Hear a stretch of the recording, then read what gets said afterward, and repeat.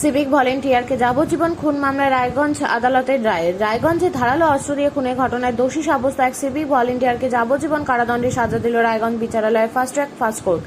বিচারক সুরজিৎ মণ্ডল বৃহস্পতিবার এই রায় ঘোষণা করেন। পাশাপাশি দোষীর 20,000 টাকা জরিমানা ও অনাদায়ে আরও 2 বছরের কারাদণ্ডের নির্দেশ দেওয়া হয়েছে। সরকারি আইনজীবী স্বরূপ বিশ্বাস জানান, 2021 সালের 23 মে রায়গঞ্জের বাসুদেবপুরের বাসিন্দা সুরাতুন নেশা রায়গঞ্জ থানায় অভিযোগ দায়ের করেন। অভিযোগে তিনি জানান, তার স্বামী রব্বানী আলী প্যাথোলজিক্যাল ল্যাবে রক্তের নমুনা সংগ্রহের কাজে বেরিয়ে পড়ে। ফোনে জানান, কাটাবাড়ির নাসরতপুরের বাসিন্দা ও রায়গঞ্জ থানার সিভিক ভলেন্টিয়ার কুসুমউদ্দিন আলীর সঙ্গে দেখা করতে যাচ্ছেন। এরপর আর তিনি বাড়ি ফেরেননি। পরে তৎকালীন 34 নম্বর জাতীয় সড়কের 4 লেন সংলগ্ন এলাকা থেকে তার রক্তাক্ত দেহ উদ্ধার হয়। অভিযোগের ভিত্তিতে পুলিশ কুসুমউদ্দিন আলীকে গ্রেপ্তার করে ভারতীয় দণ্ডবিধির 302 এবং 201 ধারায় মামলা রুজু করে। দীর্ঘ বিচার প্রক্রিয়া শেষে আদালত অভিযুক্তকে দোষী সাব্যস্ত করে যাবজ্জীবন কারাদণ্ডের নির্দেশ দেয়।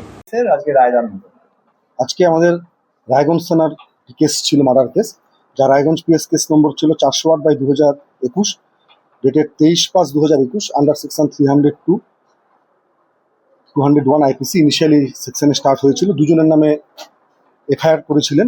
এই কেসের কমপ্লেনেন্ট অর্থাৎ ডিসিস্টের ওয়াইফ সুরাতান নেশা, যার স্বামীর নাম ছিল রব্বানী আলী, ওনার বাড়ি হচ্ছে বাসুদেবপুর, সুভাষগঞ্জ। উনি কমপ্লেন করে বলেছিলেন 23/5/2021 তারিখে ওনার স্বামী প্রতিদিনের মতো প্যাথোলজিক্যাল ল্যাবরেটরিতে উনি রায়গঞ্জ শহরে কাজ করতে আসতেন এবং সেদিনও সকালবেলায় উনি 7টার সময় বাড়ি থেকে বেরোন। তারপরে উনি ভাত খেতে যাওয়ার কথা ছিল। দুপুর 1:51 ওনার ওয়াইফ সুরাতান নেশা তার হাজব্যান্ড রব্বানী আলীকে ফোন করেছিল। তখন উনি বলেছিলেন যে আমার একটু বাড়িতে ফিরতে দেরি হবে। পরবর্তীকালে আবার 3টে নাগাদ ফোন করেছিলেন, তখনও বলেছেন যে 3:30 নাগাদ, তখনও বলেছিলেন যে আমার বাড়িতে একটু ফিরতে দেরি হবে। পরে উনি বলেছিলেন যে আমি কুসুমউদ্দিনের সঙ্গে দেখা করতে যাবো, অর্থাৎ এই কেসের যে অ্যাকিউজড পার্সন, যিনি পেশায় একজন সিভিক ভলেন্টিয়ার সে সময় ছিলেন, রায়গঞ্জ থানায় কর্মরত ছিলেন, তো তার সঙ্গে দেখা করতে যাবো। কিন্তু সে আর বাড়িতে ফিরে আসেনি।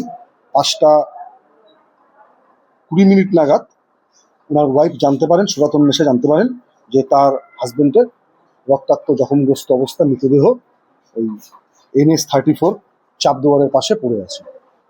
তারপরে তিনি এফআইআর করেছিলেন 23/5/2021 তারিখে এফআইআর করেন এবং তদন্তে পুলিশ এই আসামি তার বিরুদ্ধে চার্জশিট প্রদান করেন। এটা উনি করেছেন হচ্ছে 18/8/2021 তারিখে। এই কেসে তদন্তকারী অফিসার ছিলেন সাব ইন্সপেক্টর শাহ আলম মুর্তুজা। এবং পরবর্তীকালে এই কেস চার্জশিট হয়ে যাওয়ার পর ওনারা একাধিকবার অনারেবল হাইকোর্টে গিয়েছিলেন জামিনের জন্য, এবং তার আগেও গিয়েছেন, কিন্তু জামিন নাকচ হয়ে গেছে বারংবার। এই কেস কাস্টোডিয়াল ট্রায়াল হিসেবে চলতে থাকে। মোট 21 জন উইটনেসকে এক্সামিন করা হয়।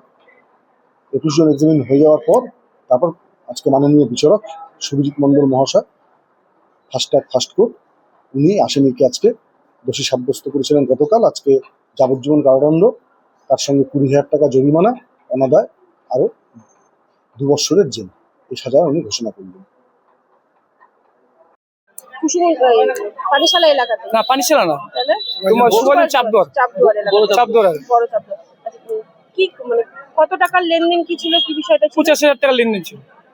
টাকা নিয়েছিল আপনার? কুসুমউদ্দিন নিয়েছিল, দেওয়ার কথা ছিল, ধার হিসেবে নিয়েছিল। ধার নিয়েছিল। আচ্ছা, তারপর ডাকে মানে টাকাটা ফেরত দিয়েছিল? তা দেয়নি, পুরো টাকাটা ফেরত দেয়নি। এটাই রাগের কারণ। আজকে কি রায় হলো? আজকে ওর সাজা হয়ে গেল যাবজ্জীবন, যতদিন জীবন বাঁচিয়ে দেখবে। কতদিন পর সাজা হলো? কত বছর? তোমার 6 বছর পর সাজা হলো। 6 বছর পর আজকে আপনারা ন্যায় বিচার পেলেন। কি জজ সাহেব কি রায় দিলেন? জজ সাহেব রায় দিল যে যতদিন বেঁচে থাকবে ততদিন জেলেই থাকবে, যাবজ্জীবন। যাবজ্জীবন।